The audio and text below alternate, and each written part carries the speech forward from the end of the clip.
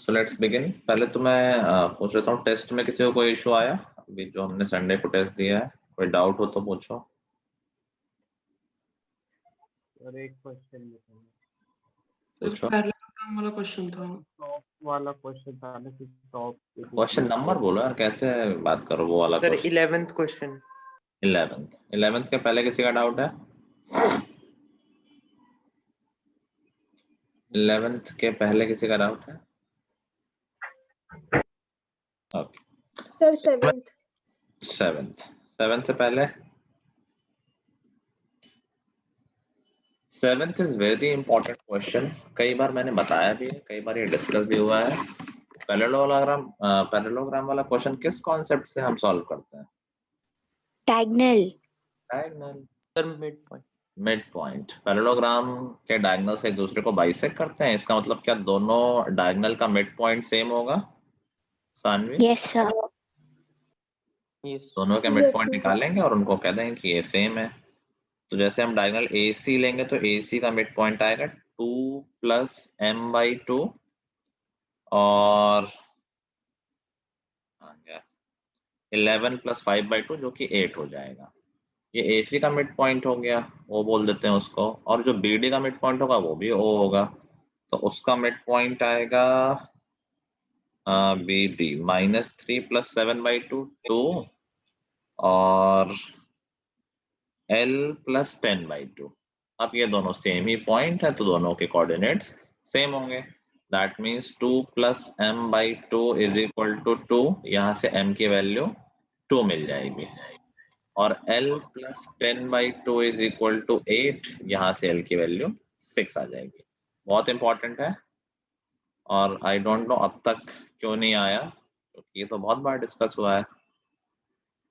ठीक है आयुष, चलो नेक्स्ट आउट। सीधे 11th ही है। क्वेश्चन 11 है ना? तुमने भी टेस्ट मिस किया मुझे लग रहा है। यस सर, मेरा भी प्री बोर्ड था वैसे। बताया नहीं तुमने? यार मैं फॉर्म करना भूल गई थी, मुझे अभी याद आया कि मैं भूल गई हूँ जब आयुष ने बताया। अच्छा, क्या आयुष और तुम सेम स्कूल में होगे? अच्छा, कौन सा स्कूल है? Delhi world public school.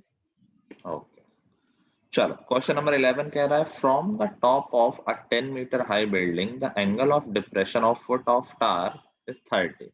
कह रहा है एक बिल्डिंग से टार के फुट पे देखते हैं तो एंगल ऑफ डिप्रेशन 30 है। अभी कई बार कंफ्यूजन ये हो जाता है कि यार जो टावर है वो बिल्डिंग से ऊंचा है या नीचा है, उसको भी हम देख लेंगे। मैं टावर अभी बना नहीं रहा हूँ, तो ये तो हमें पता है कि बिल्डिंग के टॉप से टार के बॉटम तक जो एंगल ऑफ डिप्रेशन आ रहा है जो 30 है। अब 30 ये एंगल नहीं होता, ध्यान रखा करो, हमेशा हॉरिजॉन्टल से होता है, तो बेसिकली वो अंदर ही बनता है। ये एंगल 30 बताया है, जो कि घूम के अंदर वाला ये एंगल हो जाएगा 30। समझ गए? 10 मीटर हाई बिल्डिंग।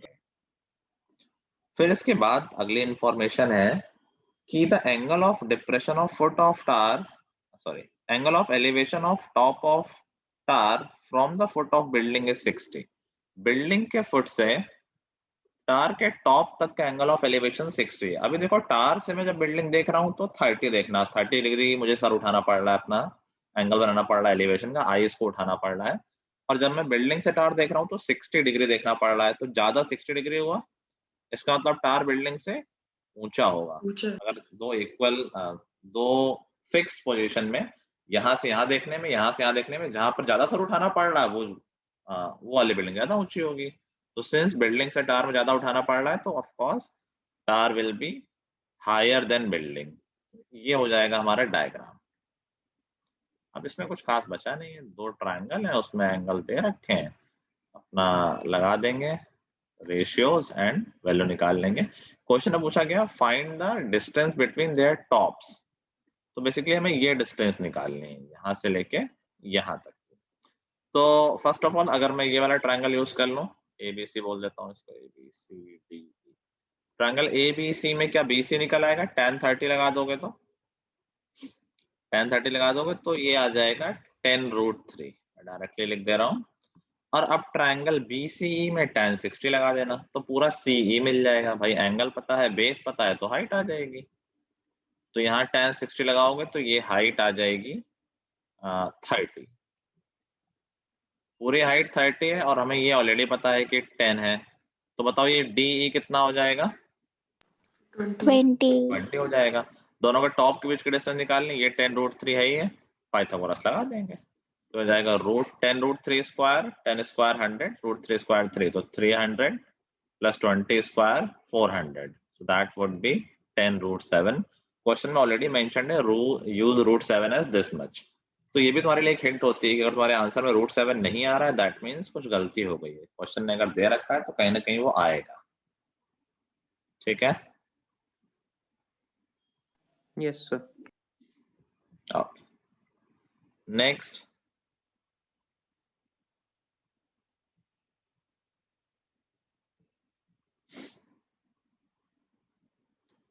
और So कोई डाउट? 14. 14।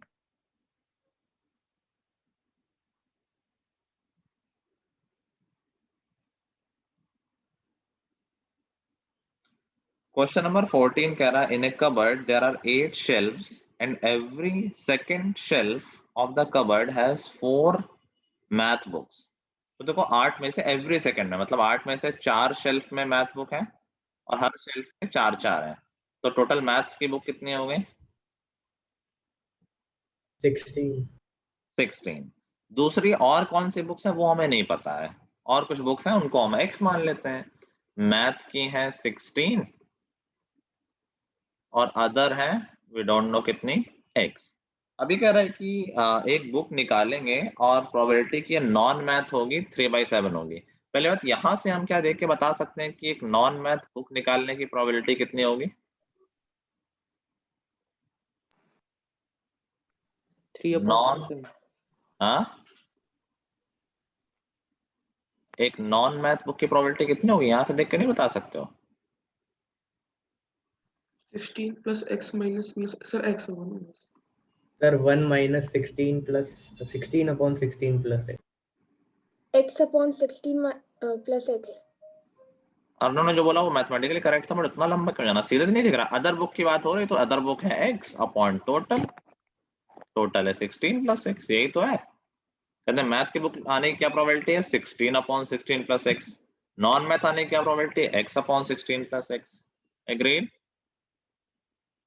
और यही दे रखा है 3/7। इसको सॉल्व कर लेंगे, यहाँ से x की वैल्यू आ जाएगी, आई थिंक 12 आ रही थी।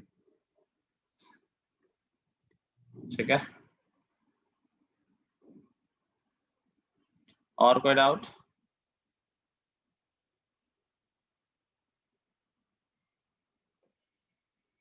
सर इसमें सर टोटल निकालना था ना? हाँ, टोटल 16 प्लस 12 28 टोटल बुक्स आ जाएंगे।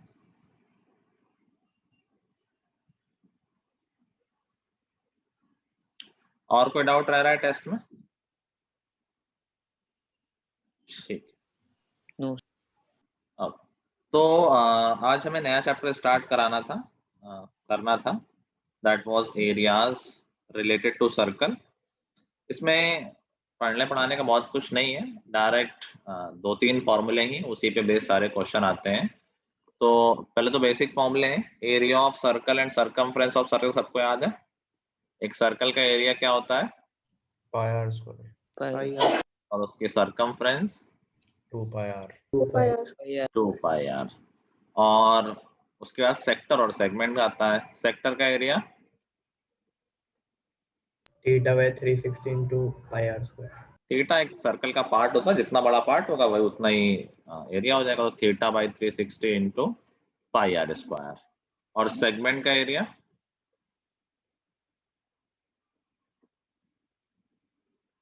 सर इसमें से सर ट्राइंगल का एरिया माइनस करना होगा। Area of sector minus area of triangle. अभी डिलीटेड सिलेबस के बाद जो सेगमेंट आएगा उसमें एंगल सिर्फ 60 ही आएगा, तो बहुत ही इजी है ट्राइंगल का एरिया निकालना। अगर सेंटर में एंगल 60 आ गया तो हमेशा वो इक्विलैटरल ट्राइंगल ही बनेगा। तो वो काफी हो गया। पहले 120 वाला भी आता था जिसमें हमें ट्रिग्नोमेट्री यूज करनी पड़ती थी। जो लोग भूल गए वो लोग देख लेंगे सेगमेंट और सेक्टर में डिफरेंस क्या है। ये हमारा सेक्टर है which looks like slice of pizza और slice of pie, this is a sector. Segment की बात करें तो सेगमेंट इसको बोलते हैं जो ट्रायंगल या बेसिकली कॉर्ड के नीचे है, दिस इज सेगमेंट। इसीलिए सेक्टर में जब ट्रायंगल हटा दोगे तो ट्रायंगल का एरिया बचेगा, सॉरी सेगमेंट का एरिया बचेगा। ठीक है, Yes. चलो so let us start doing questions. First exercise करो, ऑब्जेक्टिव एक्सरसाइज है, 10 क्वेश्चंस है सिर्फ।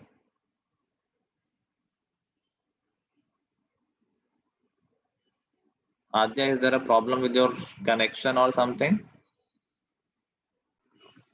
चिराग ने कुछ डाउट्स भेजे हैं, मैं ले रहा हूँ, और किसी को इंटरेस्ट हो तो वो देख सकता है। क्वेश्चन नंबर 2 कह रहा है rectangular water tank of base this Sir, 3 और 4 है। How many cubic centimeter of iron is required to construct open box whose external dimension? ये तो उसका क्वेश्चन है ना, एग्जाम्पलर का। Yes sir. हमने किया नहीं अभी तक ये। सर करा था तो मैंने ये करा नहीं था, आपको बताया था। मेरे को इन 2 में तो रिकॉर्डिंग देख लो भाई, किसी ने पूछा ही होगा। सर पूछा नहीं है। किसी ने पूछा ही नहीं है, देखी है तुमने रिकॉर्डिंग? Yes sir. ओके, तो बेसिकली कह रहा है कि वॉल्यूम ऑफ आयरन बताना है जिसमें एक ओपन बॉक्स बनाना है जिसके एक्सटर्नल और इंटरनल डायमेंशन दे रखे हैं। तो आयरन तो सिर्फ बॉडी बनाने में लगा है, कोई अंदर कुछ तो है नहीं। ठीक है अंशुमन, तो अगर हम सिर्फ बॉडी का वॉल्यूम निकालना है तो क्या हम ये कर लेंगे, outer volume minus inner volume. ये एक तरह से शेल की तरह हो गया, जैसा हम सिलेंड्रिकल शेल देखते हैं या हेमिस्फेरिकल शेल, याद है? Yes sir. तो अगर हम बाहर वाले क्यूबॉइड का वॉल्यूम माइनस अंदर वाले क्यूबॉइड का वॉल्यूम करते तो मटेरियल का वॉल्यूम आ जाएगा क्या?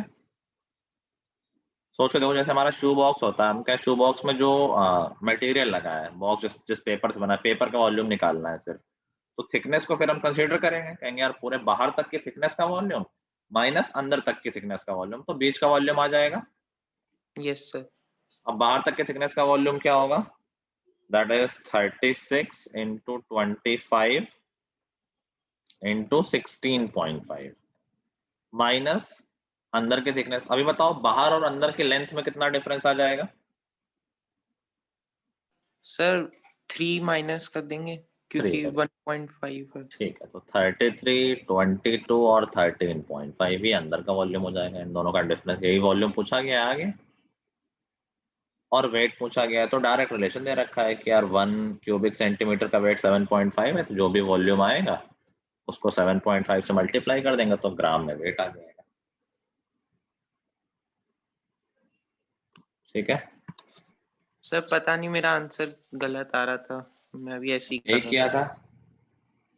यस सर 3 माइनस कर रहा था इसमें। यही सेम एक्सप्रेशन लिखा था जो मैंने लिखा हुआ है सामने। यस सर, शायद से कैलकुलेशन मिस्टेक हुई। कैलकुलेशन मिस्टेक हो गई होगी, तो जब मिस्टेक हुआ करो तो कैलकुलेटर से चेक कर लिया करो, पहले मत किया करो। ये आ रहा है मतलब सिर्फ पहले पार्ट का।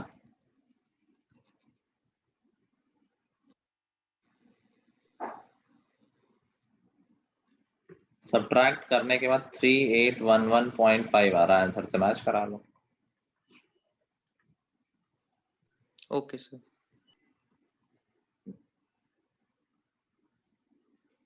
निनेशा, तुम्हारा भी इशू है नेट का कुछ, और है भी तो इन्फॉर्म क्यों नहीं करते हो? सर वो वीडियो ऑन करने पे सर वो थोड़ा वो हो जाता है, बस मेरी उस क्लासेस में भी ऐसे ही हो रहा था। Okay fine. कृष्णा, इतना लेट कैसे हो? Good evening sir. Good evening. इतना लेट क्यों? सर इंटरनेट बहुत खराब है सर। जो मैंने पीडीएफ शेयर किया है, क्वेश्चन नंबर 1 से 10 कर रहे हैं हम लोग। Okay sir. चलो क्वेश्चन नंबर इसका 4th भी डाउट है। The barrel of a fountain pen, cylindrical in shape, is 7 centimeter long, 5 mm in diameter. तो एक सिलेंडर है, उसकी हाइट दे रखी है जो लेंथ है बेसिकली, और उसका डायमीटर देकर रेडियस भी दे रखी है। A full barrel of ink in the pen is used up on writing these many words on an average. How many words can be written in a bottle of ink containing 1/5 of liter? तो volume निकाल लेंगे इसका, volume से ही तो connection है direct. Volume हो जाएगा पाई r square, radius है मिलीमीटर में, सब कुछ सेंटीमीटर में, तो हम सेंटीमीटर में ले लेते हैं 0.5/2 पाई आर स्क्वायर, और हाइट है इसकी 7। This is the volume of ink in the pen. जो अभी पीडीएफ शेयर किया फर्स्ट एक्सरसाइज कृष्णा, सॉल्व कर लेंगे इसको, तो ये हटा ही देते हैं डेसिमल, तो ये 1/4 हो जाएगा बेसिकली। तो 22 into 25 by 25 1/4 ही है, 22/16 है, 11/8 सेंटीमीटर क्यूब।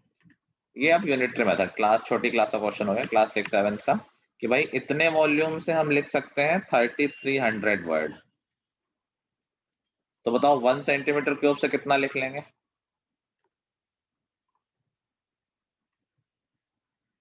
चिराग, मेथड याद है? यस यस कितना लिख लेंगे 1 सेंटीमीटर क्यूब से? सर मल्टीप्लाई कर देंगे। 10 सेंटीमीटर क्यूब से 30 वर्ड लिखते हैं, तो 1 सेंटीमीटर क्यूब से कितने लिखेंगे? सर 30/10। अभी तो मल्टीप्लाई करने को कह रहे थे, 300 नहीं हो जाएगा? यस सर, सॉरी क्या सही क्या है? सर वो 300 into 11/10 करेंगे ना। ये तो 10 नहीं 8 है, सॉरी 8 इनटू करेंगे अभी। अच्छा, तो मतलब इसमें तुम 300 आंसर मान रहे हो 1 सेंटीमीटर क्यूब से? नहीं 30/10। एक में डिवाइड 300 into 8/11। ऐसा बोलो ना, बेसिकली डिवाइड करते हैं ना, तो 1 सेंटीमीटर क्यूब से ये आ गया, और हमसे पूछा गया कितनी इंक है हमारे पास? 1/5 ऑफ द लीटर। 1/5 लीटर को सेंटीमीटर क्यूब में कन्वर्ट कर लोगे, 1 लीटर में कितने सेंटीमीटर क्यूब होता है? 1 लीटर में कितने सेंटीमीटर क्यूब होते हैं? कुछ नहीं याद है, क्या कर रहे हो? यूनिट कन्वर्जन भी नहीं याद है। कितने होते हैं बाकी लोग? 1000 into 1000 कर दो, तो ये है 200 सेंटीमीटर क्यूब हमारे पास इंक है। तो 200 में पूछा गया है, into 200 कर देंगे जो भी आ रहा है। ठीक है, यस सर।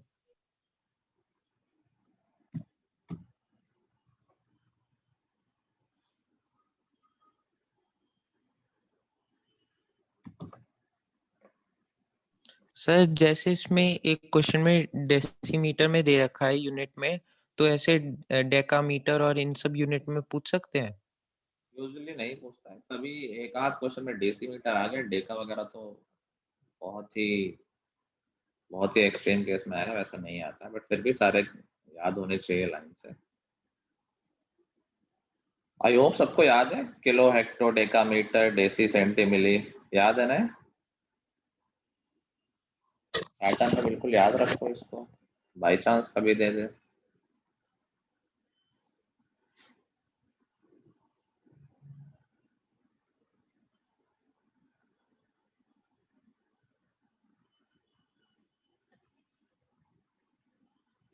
इस संडे मैथ का टेस्ट तो नहीं है ना? नहीं सर, साइंस का है।